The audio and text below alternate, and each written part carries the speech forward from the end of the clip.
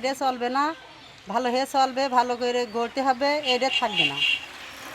হিজলে কি বক বসানো কি গান বাজনা এটা চলবে না কিছু না। আর এই যে হিজলরা এসে টাকা পয়সা নিয়ে যায়, এটা তো অবৈধ টাকা নিয়ে যাওয়া।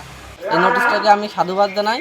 আমার সুশীল সমাজ গড়ার লক্ষ্যে এই নোটিশটা করা হয়েছে, যাতে আমাদের পড়ালেখার ক্ষতি না হয়, গ্রামে যাতে কোনো ধরনের কুসংস্কার না হয়, নামাজ কালামের দিক হয়, পড়াশোনার কোনো ব্যাঘাত না হয়, কোনো রোগীর বক্স বাজানোর জন্য কোনো রোগীর যাতে কোনো সমস্যা না হয়, মানুষের যাতে ঘুম কামাই না হয়। ভালো মন্দ তো সবই থাকে, এখন সবাই তো আর ভালো চোখে দেখে না, সবাই খারাপ চোখে দেখে না।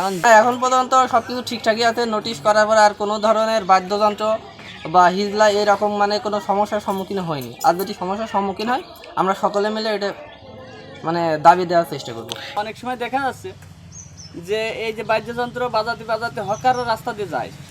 এই রাস্তা দিয়ে যাওয়ার কারণে একদিন আমাদের ওই পাড়ায় একজনের বাসায় আগুন লেগেছে। আগুন লাগার কারণে হকারে এত জোরে যাওয়ার কারণে মাইকই অ্যানাউন্স করেছে, সে মাইকই কেউ শুনতে পারেনি। এই হকারদের শব্দে মানে ওই আগুন ধরার বিষয়টাও কেউ শুনতে পারেনি। তারপর সবাই আমরা বসে করলাম যে এইগুলো তো ভালো নয়, তো হকার আপাতত শুক্রবার আমাদের গ্রামে ঢুকতে দেবো না। আর হিজলে দেখা যাচ্ছে আমার ওয়াইফের আমি সিজার করে নিয়ে আসি, 60,000 টাকা খরচ হয়েছে। তো সেটা আমি কিস্তি তুলে আর কি মেকআপ করেছি। অনেক সময় দেখা যাচ্ছে ওরা কোনো টাইম টেবিল মানে না, আইসে এই আমার 2,000 দেওয়া লাগবে, না 3,000 দেওয়া লাগবে। ওরা তো পুরুষ মানুষ, কাজ না করে খাওয়ার ভয়টি ওরা দেখো সেই মানে কাজ না করে মহিলা সাইজে এইসব উৎফাইনতে কাজ করে বেড়াচ্ছে। আইসে বলে আমার 3,000 টাকা দেওয়া লাগবে, 4,000 টাকা দেওয়া লাগবে। একজন সিজার করতেই বউ টাকা দিতে পারছে না, তার মেয়ে ছেলে বউ নিয়ে আসতে পারছে না, কিন্তু হিজলের টাকাটা কোন জায়গাতে দেবে? এই কারণে আমরা তো গ্রামের কিছু হইলগে সম্মানীয় লোকের হইলগে উদ্যোগ নিয়ে এগুলো আমরা করেছি যে গ্রামে হিজলে ঢুকতে দেওয়া যাবে না বা কোনো বাদ্যযন্ত্র বাজাবে না। আর শুক্রবারে তো কোনো আসবেই না। সময় দেখা যাচ্ছে ওরা বাজাতে ওরা রাত 8টার সময় বাজাতে চলে যায়।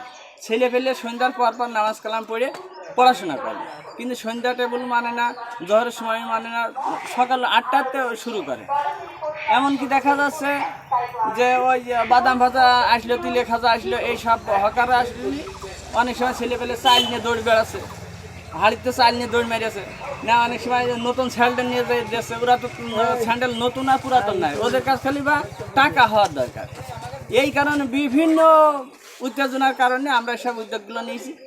তো ছেলে পেলে যাতে আমাদের ছেলে পেলে অন্য অসৎ পথে না যায় বা তারা লেখাপড়ার দিকে এগিয়ে যায়, এই সব কারণে আমরা এইসব উদ্যোগগুলো নিয়েছি।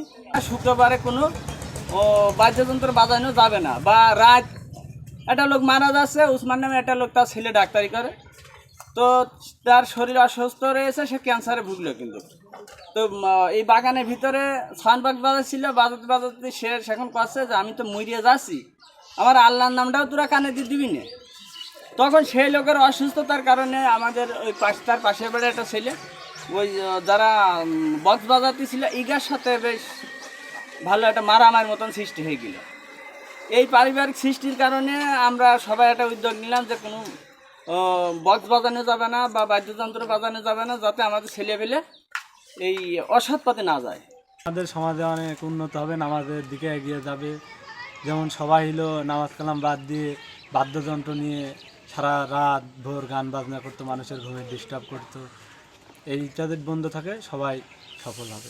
তরুণ সমাজে সবাই ভালো চোখে দেখছে এটা, যাতে আগামী দিনের তরুণরা প্রজন্মকে এগিয়ে যায়, নামাজের দিকে যায়, আল্লাহর পথে যায়। এসবগুলো বাদ দিয়ে বাজানো হচ্ছে। এই বাদ্যযন্ত্র বাজানোর কারণে একটা ছেলের পরীক্ষা বা একটা মেয়ের পরীক্ষা হচ্ছে, তো সেক্ষেত্রে দেখা যাচ্ছে তাদের পড়াশোনার ব্যাঘাত ঘটছে।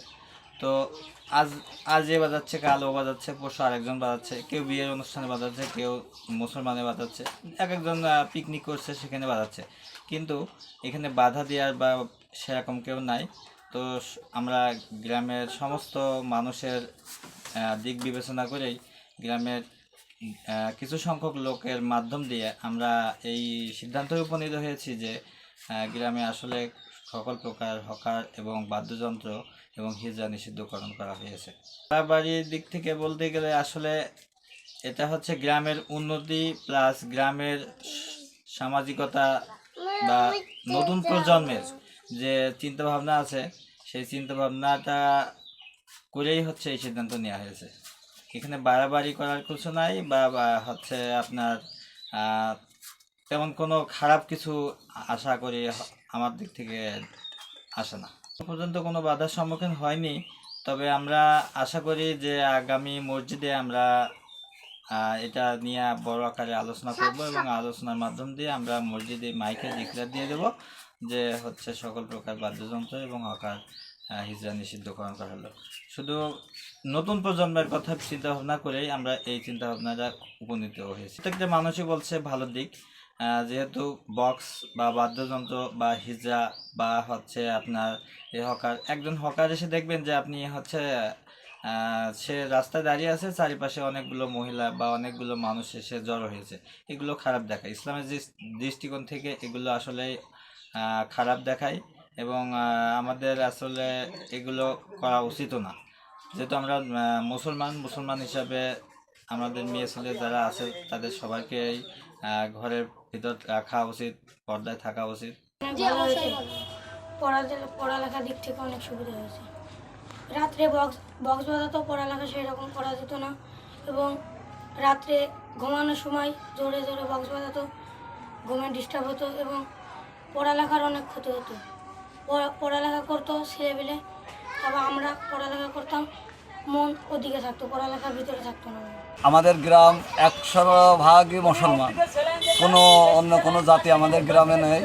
এই বক্স বাজানোর নামাজ এবং এই লেখাপড়া যারা আছে এখানে বাচ্চারা আছে এদেরও সাক্ষাৎ মিলে নিয়ে হবে। এরা যখন লেখাপড়া করতে বসে তখন এই বক্স বাজায় ছেলেপেলে, তখন লেখাপড়ার পর মন থাকে না, তখন ছেলেপেলে লেখাপড়ার মন থেকে ওই বক্স বাজানোর দিকে খেয়াল যায়। আর এই নামাজ, এই দেখেন মসজিদ, এই মসজিদে নামাজ পড়ছে, পাশের বাড়িতে বক্স বাজাচ্ছে, এমন জোরে সাউন্ড করছে মুসল্লিরা নাইছে পর্যন্ত উঠছে, নামাজ হচ্ছেই না। আর একদিন শুক্রবারে নামাজ পড়ছি, ওই আমার চাচতো ভাই ওই বাড়িতে অনেক দূর, এমন জোরে সাউন্ড দিয়েছে মুসল্লিরা সবাই মানে সে নামাজ ভেঙে যায়। সবাই বলে কি ব্যাপারে এরকম একটা শুক্রবারের দিন এরকম নামাজ কালাম। তা বিভিন্ন দিক থেকে ওই বক্স বাজিয়ে বাড়িতে পুরুষ লোক নিয়ে এসে নাচ না গাওনা করে সে একটা অশ্লীলতা সৃষ্টি করে, গ্রামে একটা বিশৃঙ্খলা সৃষ্টি হয়ে যায়, মেয়ে ছেলে সব একত্রিত হয়ে মানে সেটা অশ্লীলতা কাজ জড়িত হয়। তাই সবাই একটা উদ্যোগ নেওয়া হলো যে আমাদের গ্রামে 100% মুসলমান, এই বক্স বাজানো যাবে না।